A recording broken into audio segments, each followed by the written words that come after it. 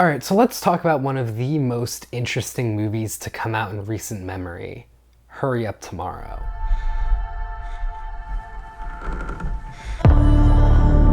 To be honest, I was actually really excited for this film. I saw it as Abel's possible redemption after The Idol. I thought him working with Trey Edward Shults was a great decision, not to mention that Barry Keoghan and Jenna Ortega were both on board. So, like, prestige director, prestige actors, like the kind of film that felt a lot more highbrow than something like The Idol, which is just a total failure. Let's be honest here. But unfortunately, that excitement was kind of put in the wrong place, as Hurry Up Tomorrow is what the majority of people that I've seen advertising and marketing, I think, expected it to be.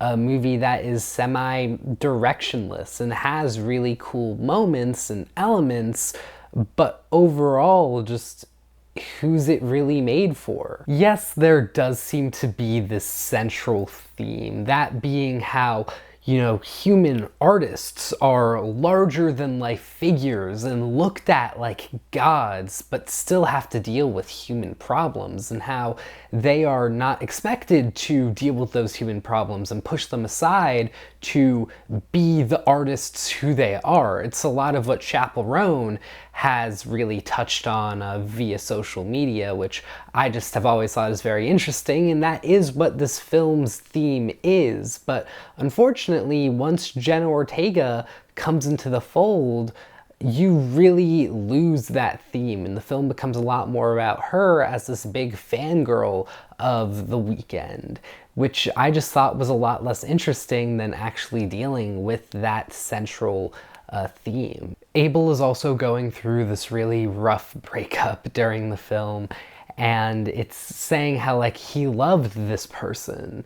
Like, this is the first person who he really let into his life. And that's why this relationship was so important and why the breakup really sucks. But unfortunately, we are not shown this relationship. We are just told this. And I think a key rule of movie making is to show rather than tell whenever you can, or if you are doing a lot of telling, try to show a little bit to substantiate those claims. And this movie does not substantiate those claims. We don't really get to see that relationship Abel had and why it was so special and why this breakup hurts so much. It feels like, really, this entire film, that we were almost dropped in the middle of a larger story, that this is a fall from grace type of story, but we were dropped when the fall already began. We didn't get to see the grace before the fall. And I think we needed to see a little of that grace to actually care, because instead we have the grace explained to us, and that's just not enough. Also, like in The Idol, Abel's performance is unfortunately just not really that good, especially next to Jenna Ortega and Barry Keoghan. I do think he was better in this film, especially because he just got to portray himself. But still, when you're next to actors of that caliber, you just kind of seem a little out of place. And the best scene in this film is unfortunately the one scene without him, which is one between Keoghan and Ortega. That by far was the best scene in the movie. And I was like, whoa, like this movie could be that good, but just unfortunately never reached that height again. I will admit though, Trey Edward Shults' direction is for the most part very interesting and one of the key highlights in this film. The overall look and aesthetic of the movie is really solid, and it's just a nice movie to look at. The composition of the shots, the lighting, the angles, like really just everything is very well done. There is a bit of repetitiveness, especially at the beginning, where it uses this, like a couple of these techniques that just keep getting repeated in different scenes, and I'm just like, okay, it was really cool the first time, but now we've done it like 3 or 4 times. It's not that cool anymore.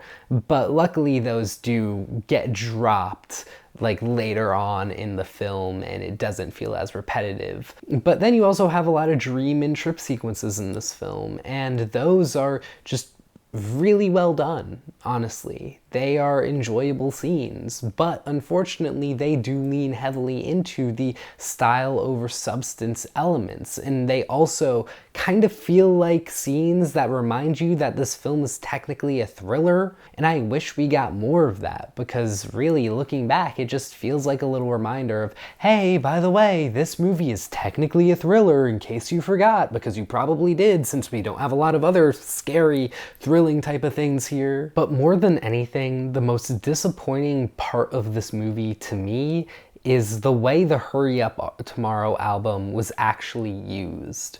Never did the lyrics really interact with the visuals of this film. The songs were instead relegated to just being score and feeling almost distracting, because you had these lyrics that were so different from what you were seeing on screen.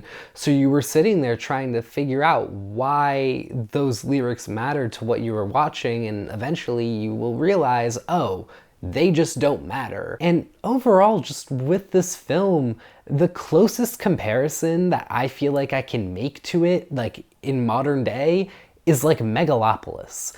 It's the kind of movie that is not really that good. I'm just gonna be blunt in saying that. But it is so interesting to watch. The kind of movie that you do want to watch again, even though you weren't necessarily super interested, because it's something that you've never seen before. The way that it's actually put together, constructed, and then shown to you is very interesting. So yeah, I do still recommend that you go and check this film out if you are a fan of The Weeknd. And yeah, I mean, go into it with an open mind. You might like it a lot more than I did. You know, unfortunately, I just didn't really find much to connect with here. I will be giving it 2.5 stars though. I was debating between 2 stars and 2.5, but we're gonna lean into the 2.5 because this is still an interesting film and worth checking out in a movie theater for sure. What about all of you? What did you think of Hurry Up Tomorrow? Did you like it more than me? Did you like it way less? Please feel free to let me know in the comments down below. I'd love to start a discussion because this is just such a fascinating movie to talk about, and it is probably this year's Megalopolis. And I'll see you all in the next video. Take care.